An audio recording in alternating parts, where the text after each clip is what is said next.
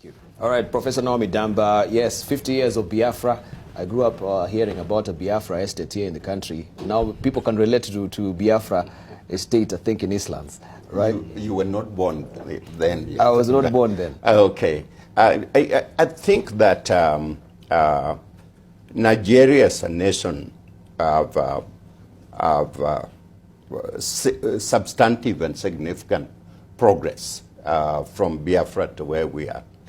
There is a fairly good understanding that Nigerian will not elect an Igbo for president. That has been tried through many of the polls in the past. And Igbos themselves, I think, have settled the fact. They're very good. They're very good business people. Yes. In fact, they're calling themselves the Jews of Africa. They're fiercely independent. They're very tribal. They're very strong ethnic group, very expressive. They're everywhere in the world. They're very adventure. Most of my friends from Nigeria and Americans are Igbos. They're very high achiever in terms of technology, medicine, education, and everything. And so the Igbos are by themselves have a big stake in Nigeria if it fails.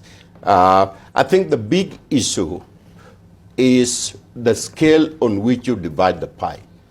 Nigeria basically depends on oil as the major income of the country.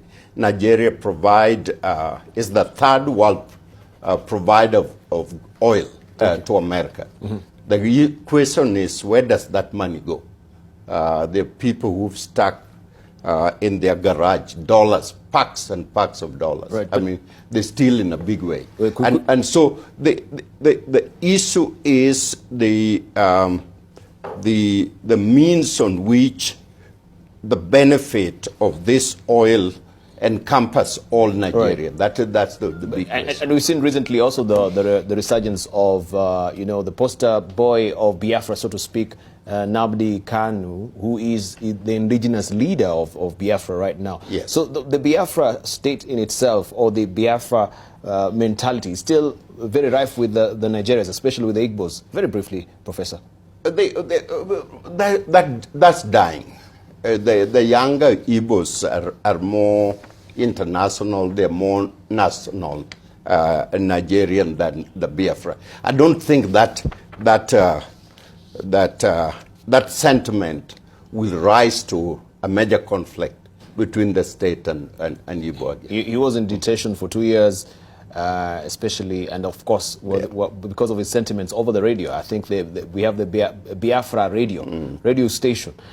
How pivotal is it? Because we get incitements with some of his channels as well when it comes to security breaches as well. You can comment on it very briefly. Captain Urunga, very briefly. Yeah, I think just to add on what Professor said, we must understand our African context. Every country has had a dominant tribe. And most of the times, they've always believed, to some extent, that they have a right to do ABCD. So in Nigeria, it was the Igbo. In Uganda, it was the Bagandas. I don't want to mention Kenya. In Zambia, we have the Shonas and the issue with Ndebele. In South Africa, we have the Zulus.